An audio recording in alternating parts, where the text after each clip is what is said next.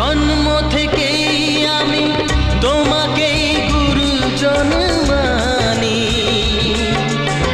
তুমি বাবা তুমি মা, তাই আমি আজীবন জানি। জন্ম থেকেই আমি তোমাকেই গুরুজন মানি।